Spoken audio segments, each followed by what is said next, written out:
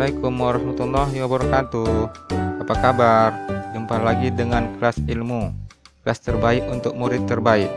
Kali ini kita akan membahas untuk soal-soal SKB pertanian dengan jabatan pengawas mutu hasil pertanian atau PMHP.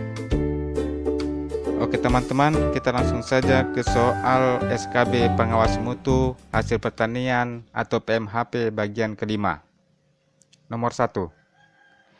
Kegiatan yang perlu dilakukan untuk menjamin dihasilkannya produk pangan yang memenuhi persyaratan mutu dan keamanan untuk perdagangan domestik maupun global, yaitu melalui pendekatan titik-titik. A. XACCP, B. GAP, C. GMP, D. GDP, atau E. GRP.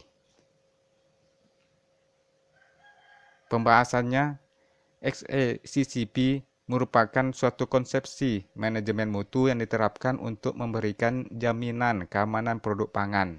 XACCP dapat diterapkan dalam rantai produksi pangan mulai dari produsen utama bahan baku pangan atau pertanian, penanganan, pengolahan, distribusi, pemasaran hingga sampai ke pengguna akhir.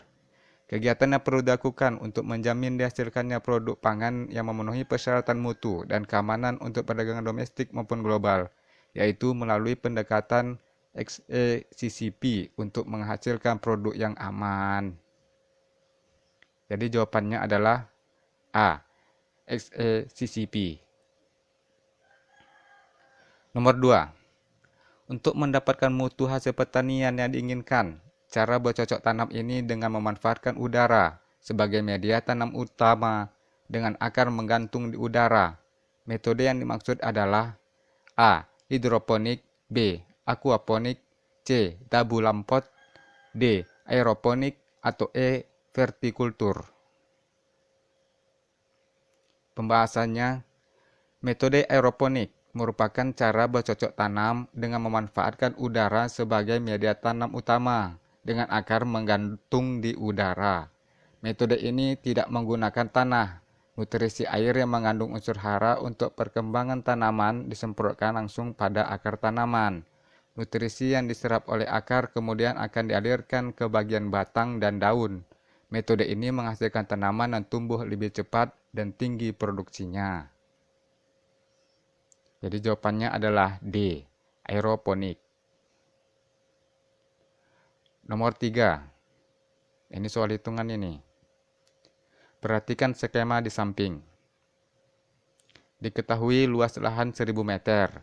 Berapa kebutuhan benih jumlah tanaman pada lahan tersebut? A. 3000 tanaman, B. 2666 tanaman, C. 2000 tanaman, D. 1546 tanaman, atau E. 1356 tanaman.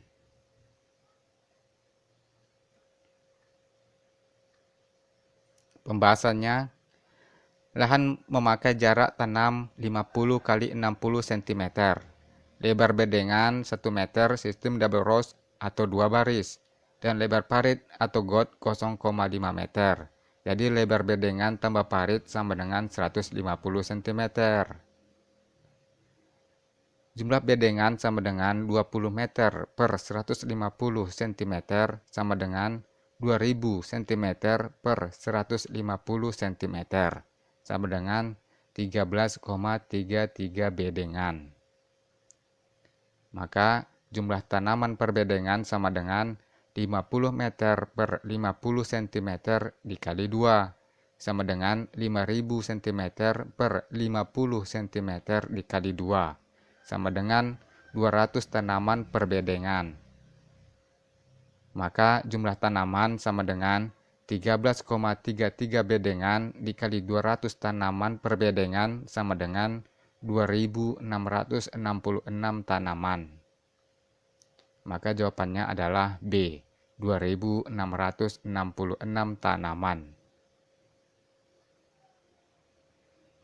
Nomor 4. Untuk meningkatkan mutu hasil pertanian, digunakan teknologi drum seeder yang digunakan untuk A. Teknologi pengupasan kulit padi, B. Teknologi pemberian pupuk, C. Teknologi pemanenan padi, D. memberikan jarak yang pas antar padi yang ditanam, atau E. Teknologi tanam benih langsung padi. Pembahasannya, drum seeder merupakan inovasi teknologi yang dikembangkan oleh Badan Penelitian dan Pengembangan Pertanian atau Balitbangtan melalui Balai Besar Pengembangan Mekanisasi Pertanian atau BBP Mektan.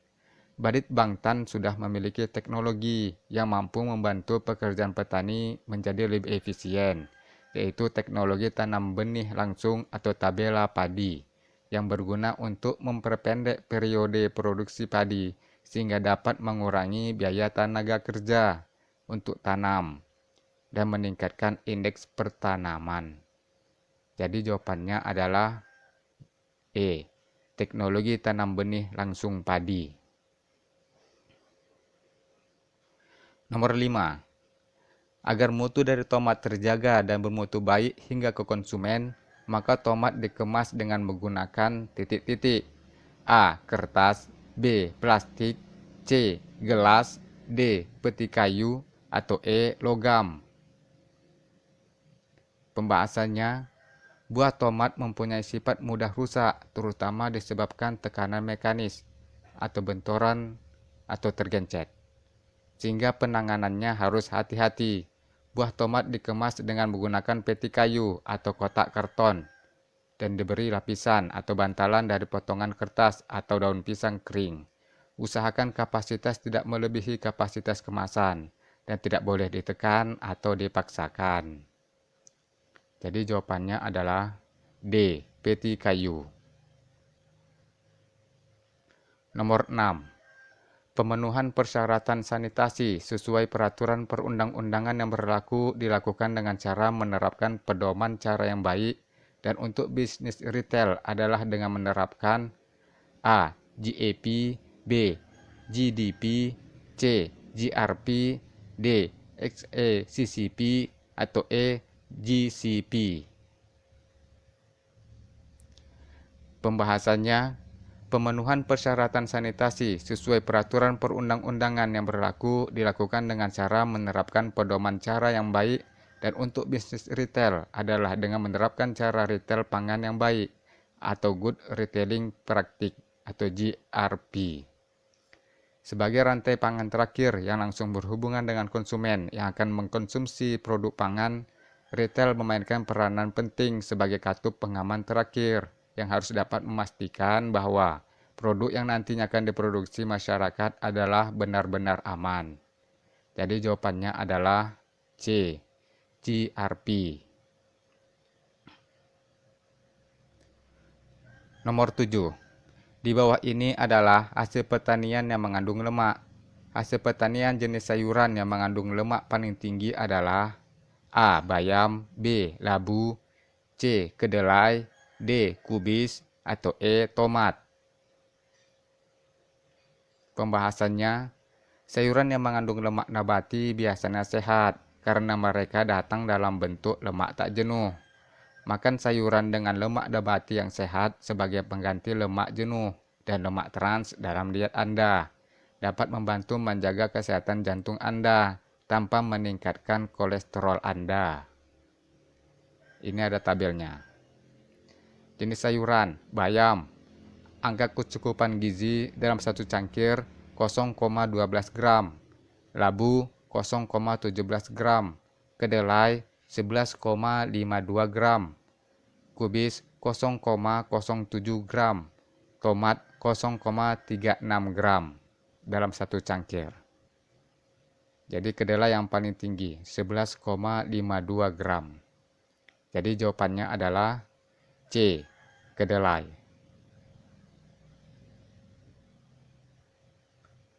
Nomor 8. Agar hasil pertanian dari tanaman jahe dapat tumbuh dan bermutu baik, maka pH tanah yang ideal adalah titik-titik. A. 6,8 sampai 7,0, B. 5,3 sampai 6,0, C. 4,7 sampai 6,3, D.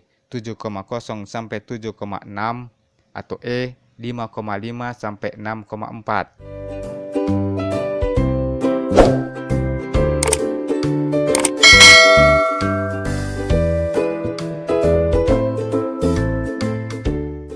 Pembahasannya, tanaman jahe dapat tumbuh dengan baik di daerah tropis pada ketinggian 0-1.700 meter di atas permukaan laut.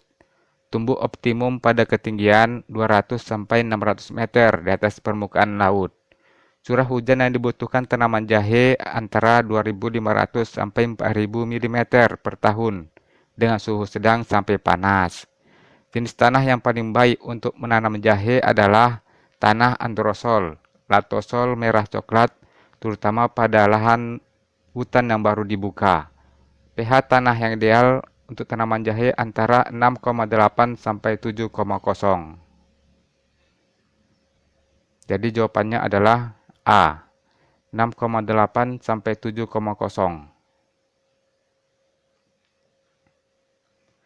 Nomor 9. Penyebab belum diterapkannya GAP atau Good Agricultural Practice pada petani di Indonesia adalah A. Sumber daya manusia petani masih rendah. B. Harga pasar hasil pertanian yang rendah. C. Hasil panen yang tidak menentu. D. Mahalnya biaya yang harus dikeluarkan. Atau E. Lahan yang sempit. Pembahasannya, penyebab belum diterapkannya GAP atau Good Agricultural Practice pada petani di Indonesia adalah mahalnya biaya yang harus dikeluarkan untuk menerapkannya. Mahalnya biaya yang harus dikeluarkan tentu menjadi kendala besar untuk dapat diterapkan oleh para petani di Indonesia yang mayoritas masih berkutat dengan masalah kemiskinan dan lemah dalam sumber daya manusia, terutama dilihat dari tingkat pendidikan para petani di Indonesia. Jadi jawabannya adalah D. Mahalnya biaya yang harus dikeluarkan. Nomor 10. Kementerian dan lembaga non-kementerian yang mengawasi pangan di Indonesia adalah A. Kemenkes, Badan POM, Kementan, dan YLKI. B. Kemenkes, Badan POM, Kementan, dan Kemenrindak. C. Kemenkes, Kementan, Kemenrindak, dan YLKI. D. Kemenkes, Kementan, Badan POM, dan YLKI. Atau E. Kementan, Kemenrindak, Badan POM, dan YLKI. Pembahasannya, terdapat 4 kementerian yang melaksanakan pengawasan mutu pangan di Indonesia, yaitu A. Kementerian Kesehatan. B. Badan Pengawasan Obat dan Makanan atau Badan POM di bawah naungan Menteri Kesehatan. C. Kementerian Pertanian. D. Kementerian Perindustrian dan Perdagangan. Jadi jawabannya adalah B. Kemenkes, Badan POM, Kementan, dan Kemenrindak. Oke teman-teman, terima kasih sudah menyaksikan dan insya Allah kita akan berjumpa lagi pada video-video pembahasan lainnya. Assalamualaikum warahmatullahi wabarakatuh dan sampai jumpa. Bye.